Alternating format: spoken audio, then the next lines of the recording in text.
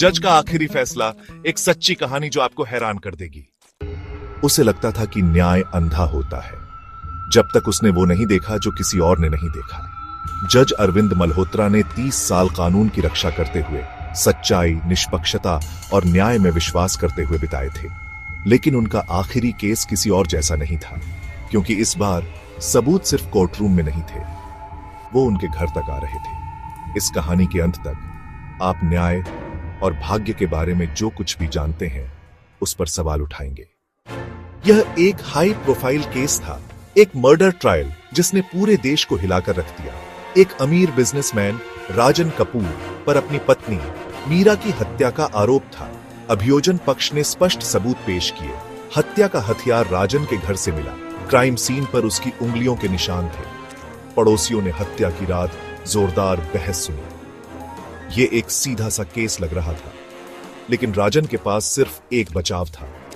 राजन कपूर, मैंने नहीं किया, वो अभी भी यहां है, वो देख रही है। कोर्टरूम में सन्नाटा छा गया। वो अभी भी यहां है से उसका क्या मतलब था? जज मल्होत्रा ने इसे अनसुना कर दिया जब तक अजीबोगरीब चीजें होने लगी।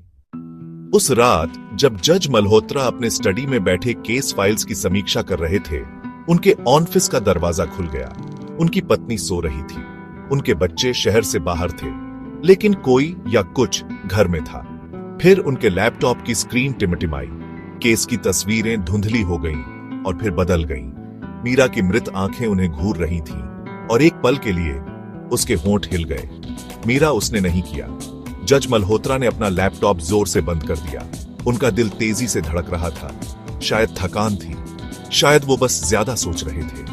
लेकिन अगली सुबह कोर्टरूम से उनका गेवल गायब था और उसकी जगह एक खून से सना हुआ शादी का अंगूठी। कांपते हाथों से जज मल्होत्रा ने केस को फिर से खोला और फिर उन्होंने उसे देखा। ऑटोप्सी रिपोर्ट में एक छोटा सा लेकिन खौफनाक विवरण था। मीरा का गला घोंट दिया गया था, लेकिन संघर्ष के कोई निशान नहीं थे। उसके शरीर पर कोई चोट के निशान नहीं थे, जैसे उसने अपने हत्यारे को अपनी जान लेने दी हो। तभी उन्हें एहसास हुआ, राजन कपूर ने अपनी पत्नी को नहीं मारा। वो सच कह रहा था। मीरा अभी भी वहां थी, देख रही थी, इंतजार कर रही थी, और अब वो न्याय चाहती थी। जज मल्होत्रा दिल धड़कते हुए कोर्टरूम की ओर दौड़े। केस अपने अंतिम फैसले पर पहुंच रहा था। राजन कपूर उनके सामने खड़ा था, अपने भाग्य को स्वीकार करने के लिए तैयार। जज ने फैसला सुनाने के लिए अपना मुंह खोला, लेकिन इससे पहले कि वो बोल पाते, लाइटें टिमटिमा गईं। कोर्टरूम बर्फ की तरह ठंडा हो गया और अचानक हर एक केस फाइल एक अदृश्य शक्ति द्वारा टेबल से फेंक दी गई। जूरी हाँफने लगी, गार्ड जम गए और फिर एक आवाज खामोश कोर्टरूम में गूंजी, मीरा, सच सामने आने दो। जज जानते थे कि उन्हें क्या करना है। जज मल्होत्रा बेकसूर। कोर्टरूम में अफरा तफरी मच गई। मीडिया पागल हो गया। अभियोजन पक्ष ने विरोध किया, लेकिन जज को लगा कि एक उपस्थिति हट गई है। मीरा चली गई थी, या उन्हें ऐसा ही लगा। उस रात जब जज मल्होत्रा अपने खाली कोर्टरूम में बैठे थे, उन्होंने राहत की सांस ली। केस खत्म हो गया था, सच्चाई जीत गई थी। लेकिन फिर एक केस फाइल उनके डेस्क पर आ गई। उस पर उनका नाम था। उन्होंने उसे खोला।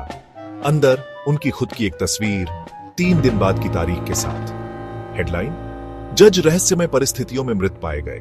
स्याही अभी भी गीली थी। लाइटें एक बार फिर टिमटिमा गईं और कहीं परछाई में मीरा मुस्कुराई, क्योंकि न्याय कभी मुफ्त नहीं होता। और अब उनकी बारी थी। क्या यह अलौकिक न्याय का मामला था या कुछ और भी भयानक? अगर आपको लगता है कि कुछ सच उजागर करने के लिए बहुत खतरनाक होते हैं, अभी सब्सक्राइब करें, क्योंकि कभी कभी कानून अंतिम फैसला नहीं होता। समाप्त।